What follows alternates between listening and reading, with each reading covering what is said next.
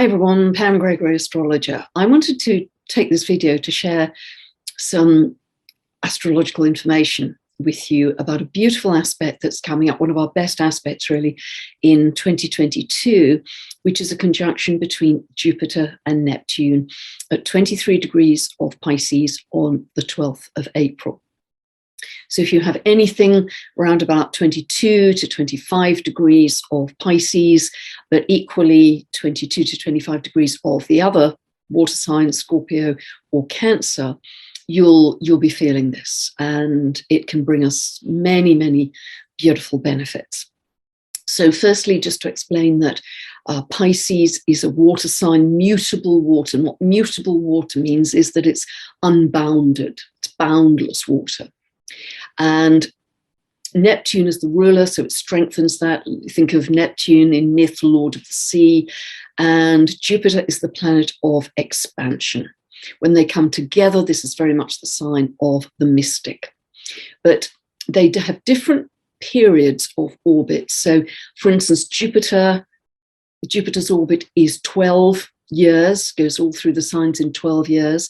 So it stays in a house area of a chart, usually for a year. And by the way, if you don't know what I'm talking about, you can download a free birth chart from my website. And then if you go to this link below in the description, you can get a 2-part video series that will help you find these points in your chart for any update I ever do. So Jupiter has a 12-year orbit, so will stay for about a year in each sign. And by the way, when it does that, it's a really good thing to watch because Jupiter tends to generally be beneficial. It brings expansion, it brings success very often, or appreciation, or recognition of some kind. It's very positive normally as it moves through each sign. I've actually got a teaching video called Jupiter and Saturn transits through the signs and the houses, and you can find that on my website under the products page, and that might help you as well. Because it only takes about a year to move through each house, then it's fairly easy to track and see the effects. Neptune, however, has a 165-year orbit, so it spends much longer in each sign and each house, around about 14 years. So the effects are a little more subtle, but Jupiter certainly you can see pretty clearly. So these two come together every 13 years, but they don't come together necessarily in Pisces. In fact, that cycle is 166 years. So they last came together in Pisces, it was actually 18 degrees of Pisces, in 1856.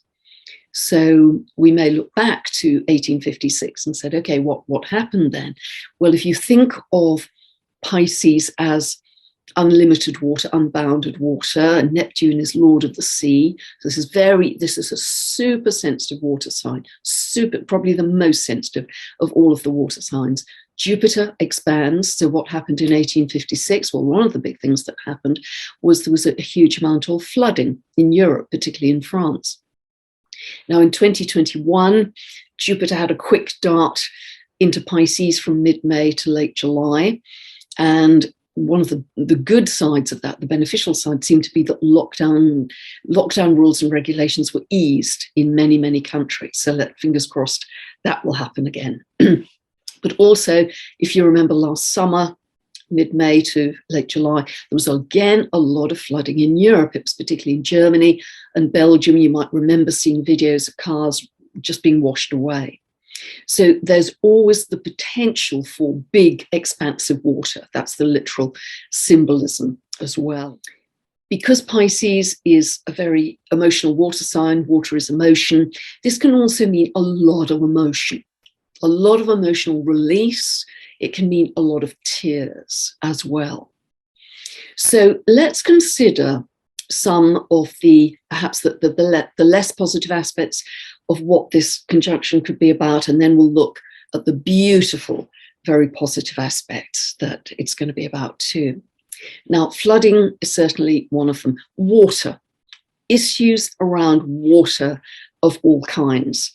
In its negative expression, Neptune can be linked to toxicity and pollution, so we may see some of that. So it's often helpful to make sure you've got even a kind of camping backpack water filter in your house, and you might be very grateful for getting a piece of inexpensive kit like that.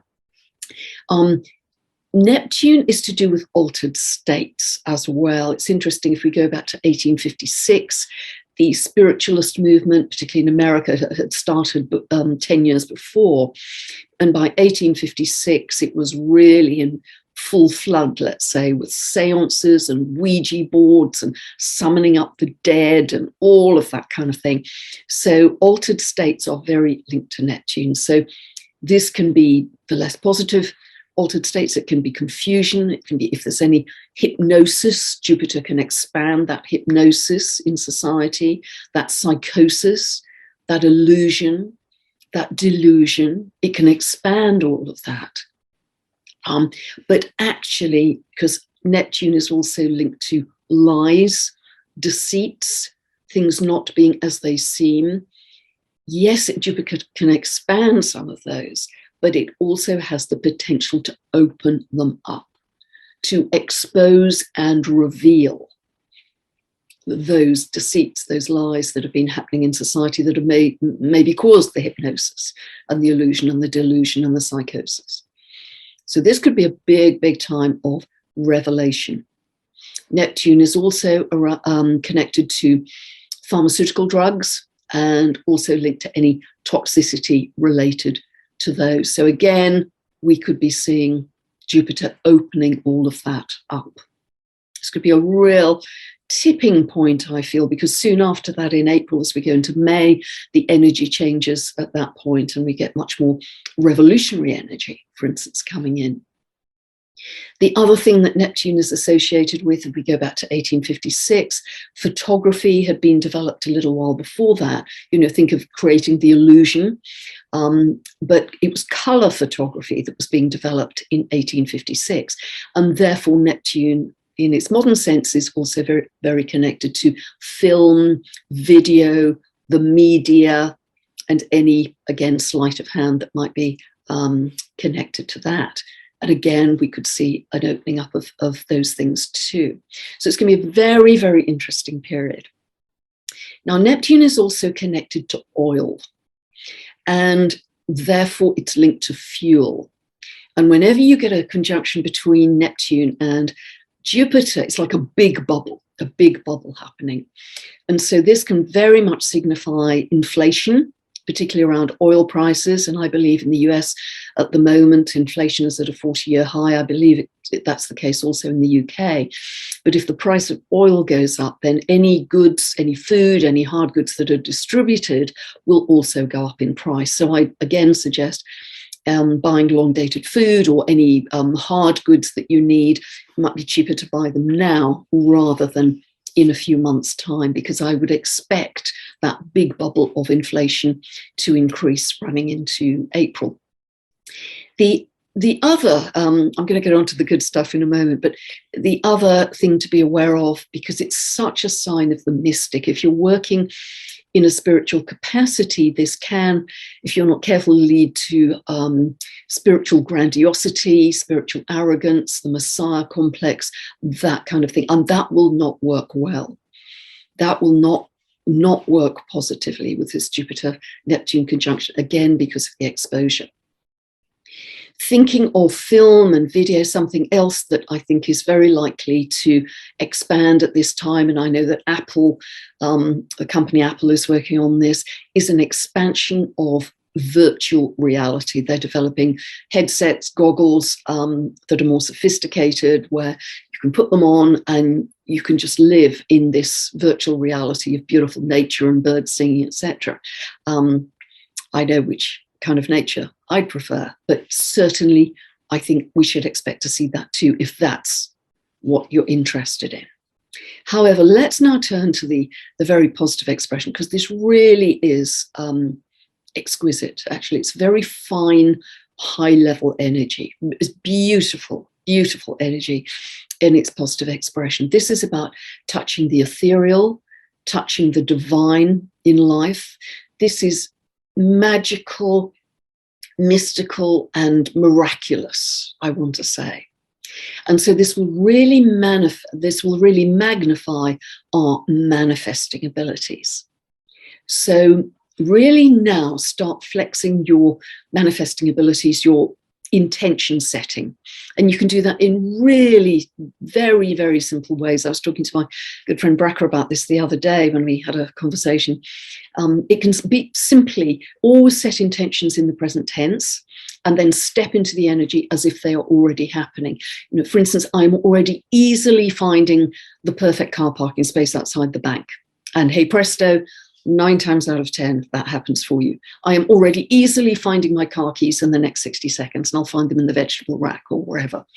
So I use intentions actually all through my day, and it makes your days much easier, because what intention does is focus the thought, and then you just step into that belief, and hey presto, in no time at all it happens. So start with really, you know, finding a parking space, really simple things, and then you can start to build your manifesting muscles. But this is a beautiful conjunction for magnifying our manifesting abilities. It's a sacred energy, I feel, really is. And it reminds us of the interconnection of all things, all living beings. And of course, all living beings are connected. And maybe we've just lost sight of that in the last couple of years, and division and separation and finger pointing and all of that. But at the end of the day, we are all connected to all living beings. So I think it is beautiful to remind ourselves of that. And this conjunction will do that. It will make all of us want to have more spiritual meaning in our lives. It will want us to connect more directly to source, to a sense of oneness. And I really feel that not only will our psychic sensitivity increase, remember that all the photonic light coming in also activates the pineal gland. And this conjunction is happening round about 3 weeks after the Aries equinox, which is really the astrological beginning for 2022. And we tend to get big surges of energy around solstices and equinoxes because the veil is thinner. But this will ride on the coattails of that. I think we're going to have a huge spiritual impetus, like a spiritual tsunami, I want to say, through the Aries equinox and into this conjunction of Jupiter and Neptune. So this will increase our psychic sensitivity. It will enable us to become much more sensitive, much more telepathic. We'll be able to feel where other beings are at beneath the words. And feeling, you know, something I think that's quite beautiful that could emerge from this is sort of more of an interspecies connection. Telepathically, we'll just feel how that dog or that cat or that horse or that robin or that sparrow feels. We'll just be able to tune it, and that will be so beautiful. And I think that will be a big aspect of that. Now, many of us do that already, but it will be coming through in a bigger way. There's a sense of unconditional love with this, and Neptune will really want us to, it's devotional. Both Pisces and Neptune are devotional. They want to dissolve ego to connect you to something greater than self. So there's a very strong sense of wanting to be of spiritual service to other people. You know, what can I do to help you? This is big-heartedness without any expectation of reward.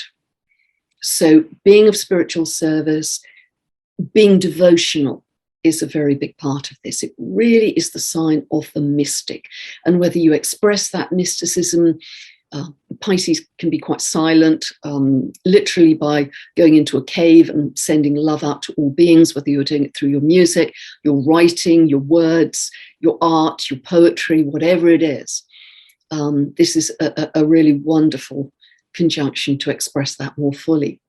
And also, Jupiter is very visionary. It's very future oriented. It wants to reach out to the cosmos to dream something bigger. It's literally big dreams. Jupiter, Neptune, dream bigger than you've ever dreamt before in terms of possibilities, because we will get a sense of how infinite the possibilities are.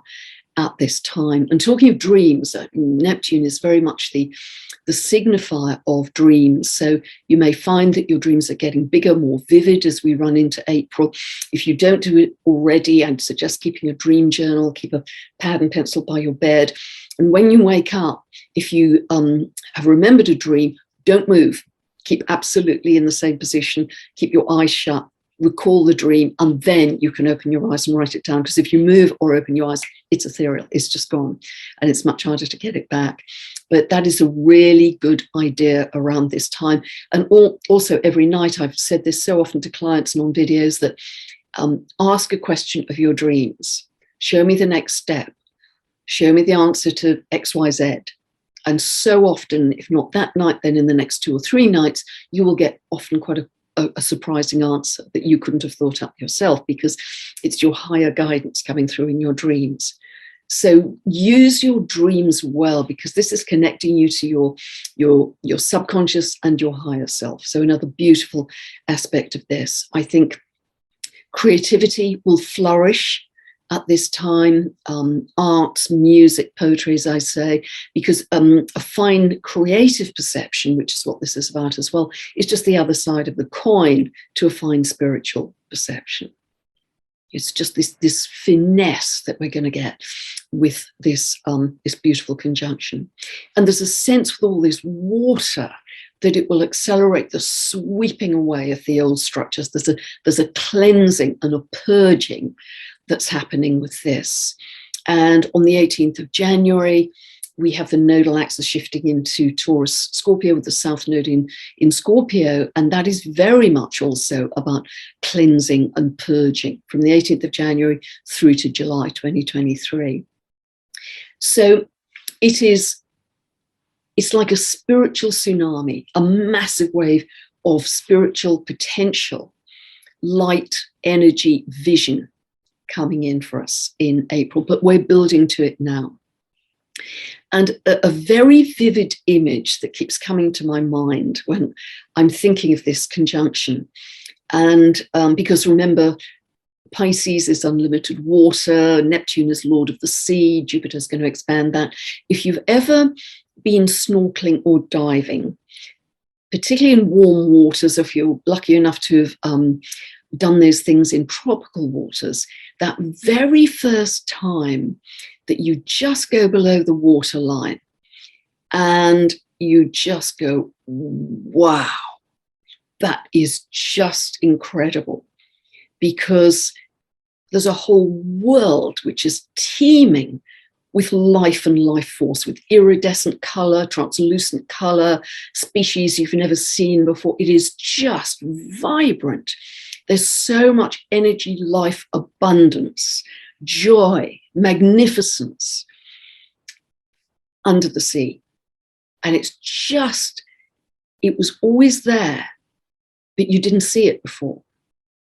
Because it's like when you just dip below the waterline, it's like a shift in dimension or a shift in perception. And wow, this whole new brilliant world of iridescent color, nature being vibrant and abundant, becomes clear. This is what this Jupiter-Neptune conjunction is about. It's about a shift in perception. It's about a shift in dimension. It's about a shift in frequency. Remember, the sea is always there. The fish are always there. The turtles, the dolphins, beautiful, whales, always there. But we didn't have the perception. We didn't have in our terms, the frequency match to see that. And this is about a shift, an upward shift in frequency for us, big time. That if we can ride on the wave, keeping the water analogy, we can ride on the wave of this conjunction, it can shift our frequency so significantly that, wow, very quickly, a whole new world opens up. And this is another part of building a new earth, because the vast majority of the world's population want to live in love, peace, joy, coming together in sharing, community, helping each other. And that's so much what this Jupiter-Neptune conjunction is about. It is so beautiful, so fine, so positive. So I'd really encourage you to make the most of it in all the ways that I've spoken about today. And also recognize, I think it's a very significant energetic tipping point. It's very different from the rest of the energy coming after this, which gets much more action-oriented and very revolutionary and at times chaotic and turbulent, etc. But it's like, woomph, we've gone over the tipping point of the wave. And now we can see the world very, very differently. And I mean that in several senses, actually. So I hope that's helped you. See where 23 of Pisces falls in your chart. See if it's particularly hitting your sun, your moon, your Mercury, your Venus, your ascendant, or your midheaven. Those are particularly personal points for it to be aspecting. Also look and see where 23 to 25 at Cancer and Scorpio are, but just watch as this is moving through your chart. Remember, Neptune moves super slowly, 165-year orbit, takes about 14 years through a sign or a house. Jupiter does that in about a year. So just watch. This is such great beginning. These are such great beginning steps for you as well in learning astrology, because Jupiter in particular is easy to observe. But this is going to be very rare. This is going to be beautiful. This is going to be divine. This is going to be spiritual. And I think potentially hugely unifying, because it takes us back to source. It takes us back to oneness and reminds us that unconditional love is what it's all about. So I hope that's helped you. 2022 is a very different year from the last two, for sure, with a lot of very different energies of change, particularly coming from May onwards. But again, I will do a separate video on that. So God bless. And if you'd like more information, as I always say, about my books or teaching videos, just check out pamgregory.com or thenextstepuk.com. Bye for now.